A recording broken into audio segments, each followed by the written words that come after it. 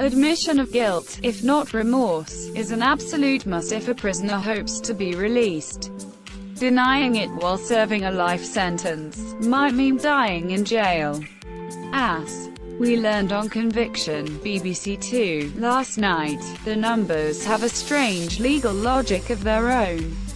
Louise Shorter, driving force behind the Inside Justice organization, was asked to review the case of a man given life with a minimum of 16 years for the abduction and murder of his estranged wife.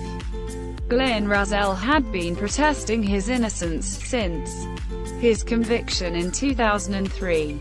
If he'd done it, wouldn't he be cutting his losses by now and admitting it in the hope of parole? The short answer is, who knows? People are unpredictable, but the grey hinterlands of doubt were deep enough for Shorter and her team of lawyers, former judges, retired cops and off-duty forensic types to take this up. The trouble is, as we found out, that no one convicted of killing someone looks that innocent because, actually, no one ever looks innocent of everything. When Shorter, a journalist by training, first spoke to Glenn on the phone, she felt she'd met someone who was open and sincere. But the further she delved into his case, the more concerns she had. How was it that his estranged wife had gone through a glass door during a previous argument? What kind of man says that his wife had goaded him to do it, with the words she'd said? The answers vary. A violent man, an angry man, a man with problems. None of those men, necessarily, have to be men who kill their wives, of course.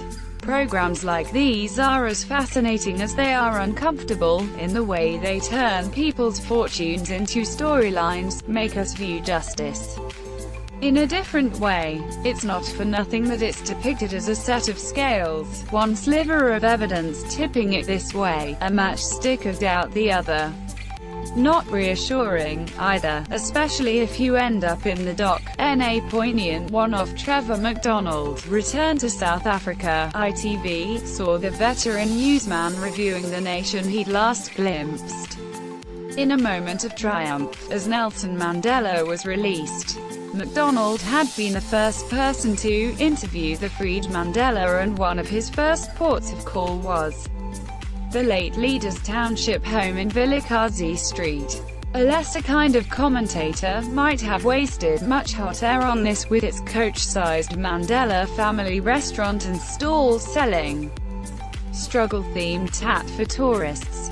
Sir Trevor was more concerned to talk with people who'd been there on the day he'd been there, with a different set of emotions to his own. It was the theme of the trip, really, from still poor black people in the shanty slums to newly poor whites in the same slums, to the Afrikaners withdrawing behind gates to preserve their cultural identity, or something else. What had changed? It depended where he looked.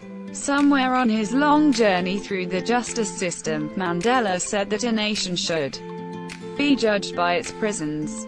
The one MacDonald visited, where Cape Town murderers were doing mindfulness and yoga workshops, pointed in the general direction of hope.